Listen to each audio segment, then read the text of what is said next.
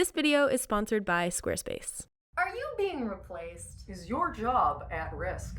Is photography over? We live in an incredible time where advancements in technology are being made left, right, and center, and we have the ability to take advantage of a lot of these. The word artificial intelligence is terrifying, but it's already used in ways that are actually tremendously helpful. But here's the thing, it's kind of starting to get out of hand. The biggest risk with deep fakes and AI-generated content, it's not even that we'll start believing what's not true, what's fake, but that we stop believing what is true. Now this photo is from a few days ago. It went totally viral, and it's a photo of the Pope wearing a white puffer coat. And it's not real. You can see where this could become a problem. This is where we introduce Lauren. Oh yeah, hi. Lauren is my friend. She's also an amazingly talented photographer, and she actually took that photo that's behind us right over there. So, And an engineer, actually, if we're talking artificial intelligence.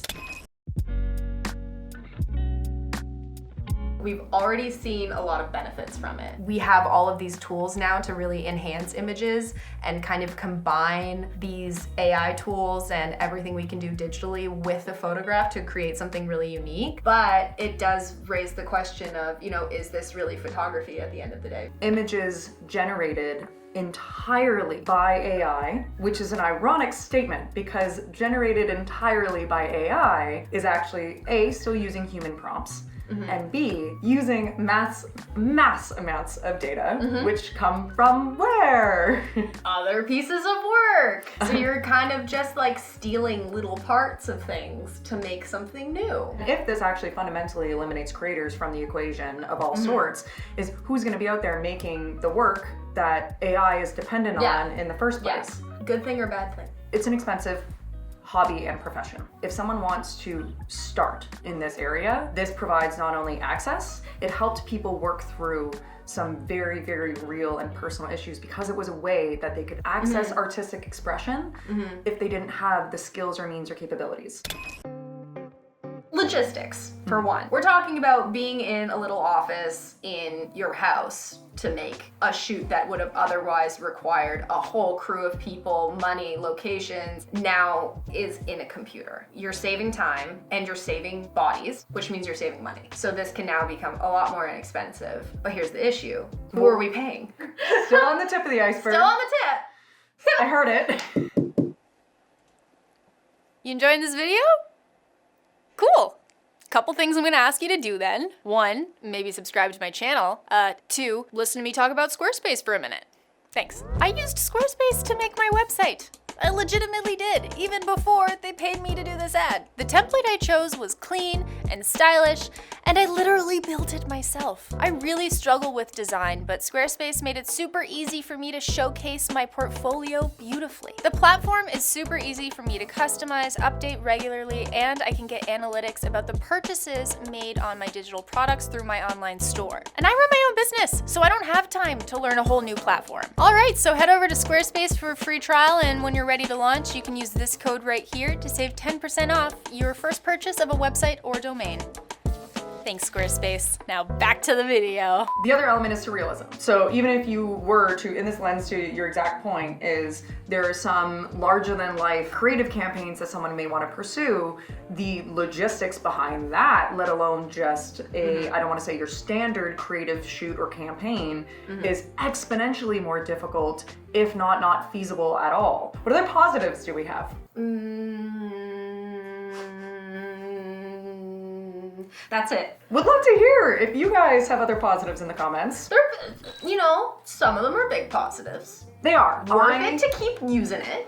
I like AI being used in photography. I am personally not a fan of this very specifically when used in campaigns. Let me make sure I get her name correct here.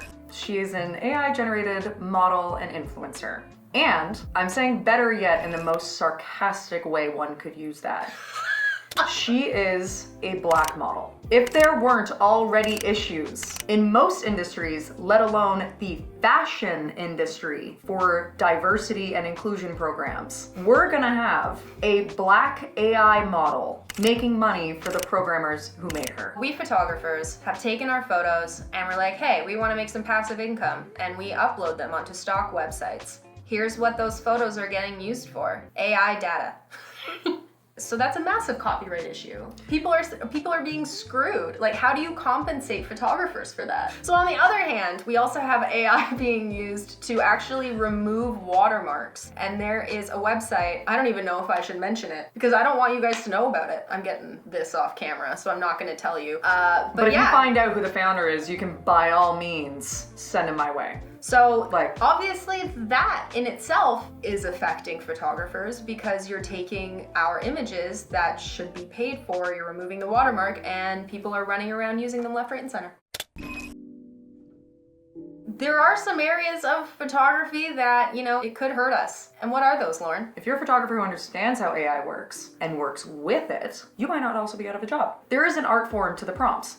At the end of the day, if you want to continue to have a job in this industry, you do have to move with the times. With that said, I still think there are genres of photography that will never completely go away. So I don't think that photographers are completely out of a job, but I can see it changing for sure. So if you think of photojournalism, for example, like real photos of real events and situations that have happened will always be needed. Family photos, for example. Weddings.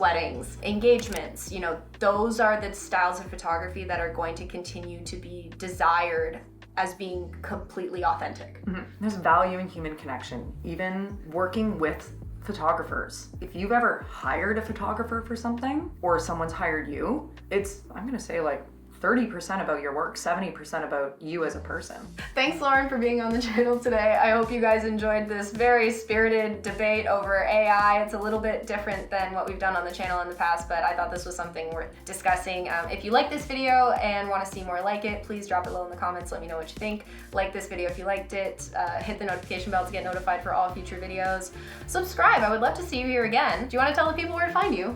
Please don't comment, "Get her off of here, never ever again." I'm waiting. Lauren Howe, first name spelled like a basic white girl, Lauren, last name Howe, like Gordie Howe, not related. Used to lie about that at bars. Bye!